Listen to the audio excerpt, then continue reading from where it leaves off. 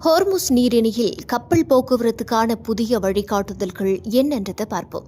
கப்பல்கள் ஹோர்முஸ் நீரிணையை தெற்கு வழித்தடம் வழியாக பகல் அல்லது இரவில் தங்களின் டிரான்ஸ்பாண்டர் சிக்னல்களை ஆன் செய்து கொண்டே கடந்து செல்வது குறித்து பரிசீலிக்கலாம் என்று ஒரு முக்கிய கடற்படை தகவல் குழு தெரிவித்துள்ளது. அவ்வாறு செய்ய தேர்வு செய்யும் கப்பல்கள் இப்பகுதிக்கு ஆதரவளிக்கும் அமெரிக்க கடற்படை பிரிவுடன் ஒருங்கிணைந்து செயல்பட வேண்டிய கட்டாயமில்லை. இருப்பினும் அவ்வாறு செய்ய அவர்கள் ஊக்குவிக்கப்படுகிறார்கள் என்று கூட்டு கடல்சார் தகவல் மையம் அதாவது JMIC சனிக்கிழமை வெளியிட்ட ஆலோசனையில் தெரிவித்துள்ளது. தெற்கு வழித்தடத்தில் கன்னிவெடிகள் ஏதுமில்லை என்று அமெரிக்க கடற்படை முன்னதாக தெரிவித்திருந்தது. மாலுமிகள் தெற்கு வழித்தடத்தை பகல் அல்லது இரவில் தங்களின் AIS அதாவது ஆட்டோமேட்டட் ஐடென்டிஃபிகேஷன் சிஸ்டம் ஆன் செய்தும் ரேடார்கள் இயங்கியும் ரன்னிங் விளக்குகள் எரிந்தும் மற்றும் VHF ரேடியோவை சாதாரண முறையில் பயன்படுத்தியும் கடக்கலாம் என்று அறிவுறுத்தப்படுகிறார்கள் என்று JMIC கூறியுள்ளது. ஹோர்முஸ் நீரிணை ஏன் முக்கியம்? உலகிற்கு தேவையான கச்சா எண்ணெயில் 20% இந்த சிறிய கடல்வழி பாதை வழியாகத்தான் கப்பல்களில் கொண்டு செல்லப்படுகிறது. பிப்ரவரி மாத போரினால் இந்த வழி மூடப்பட்டதால் உலகளவில் பெட்ரோல் டீசல் விலை ஏறும் அபாயம் ஏற்பட்டது. AIS ஆன் வெர்சஸ் டார் புதிய உத்தரவு. சில நாட்களுக்கு முன்பு அமெரிக்கா ஈரான் தாக்கும் அபாயம் உள்ளதால் கப்பல்கள் தங்களின் இருப்பிடத்தை காட்டும் சிக்னல்களை ஆஃப் செய்துவிட்டு லைட்டுகளை அணைத்துவிட்டு திருட்டுத்தனமாக இரவோடு இரவாக கடந்து செல்லுங்கள் என்றது.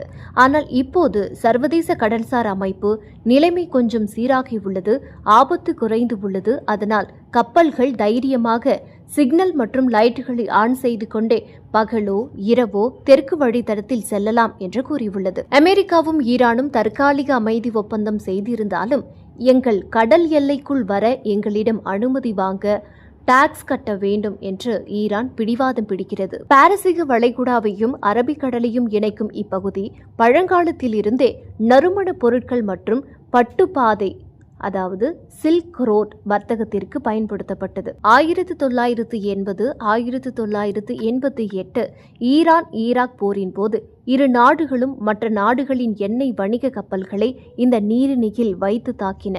அப்போதுதான் கப்பல்களுக்கு பாதுகாப்பு வழங்க அமெரிக்க கடற்படை முதலில் இங்கு நிரந்தரமாக கால் பதித்தது. அமெரிக்க கடற்படைக்கும் ஈரானுக்கும் இடையே மிகப்பெரிய மோதல் ஏற்பட்டது. ஈரானின் கடற்படை கப்பல்கள் அழிக்கப்பட்டன. 2015 ஈரான் அணுசக்தி ஒப்பந்தத்தில் கையெழுத்திட்டதால் இப்பகுதியில் அமைதி நிலவியது. எண்ணெய் போக்குவரத்து சீராக இருந்தது. 2018 அமெரிக்கா இந்த ஒப்பந்தத்தில் இருந்து வெளியேறியதால் ஈரான் மீண்டும் ஹோர்முஸ் பகுதியில் வெளிநாட்டு கப்பல்களை பிடித்து வைக்க தொடங்கியது. 2026 பிப்ரவரி 2026 வெடித்த போரினால் இந்த வழித்தடம் முற்றிலும் முடங்கியது. தற்போதைய ஜூன் 2026 இடைக்கால ஒப்பந்தத்திற்கு பிறகு போர் அச்சுறுத்தல்கள் குறைக்கப்பட்டுள்ளது. கடந்த 2021 ஆண்டு சூயஸ் கால்வாயில் எவர்கிவன் என்ற கப்பல் மாட்டி உலக வர்த்தகமே ஸ்தம்பித்தது நினைவிருக்கலாம். ஆனால் சூயஸ் கால்வாய் விபத்தால் மூடியது. ஹோர்முஸ் நீரிணையோ போரினால் மூடும் அபாயத்தில் உள்ளது. இந்தியா தனது கச்சா எண்ணெயில் 80% மேல் இறக்குமதி செய்கிறது. இதில் பெரும் பகுதி இந்த ஹோர்முஸ் வழியாகத்தான் வருகிறது. இந்த வழி மூடப்பட்டால் அல்லது ஈரான் அதிக டோல் வசூலித்தால் இந்தியாவில் பெட்ரோல் டீசல் விலை கடுமையாக உயரும். இது நாட்டின் பணவீக்கத்தை அதிகரிக்கும்.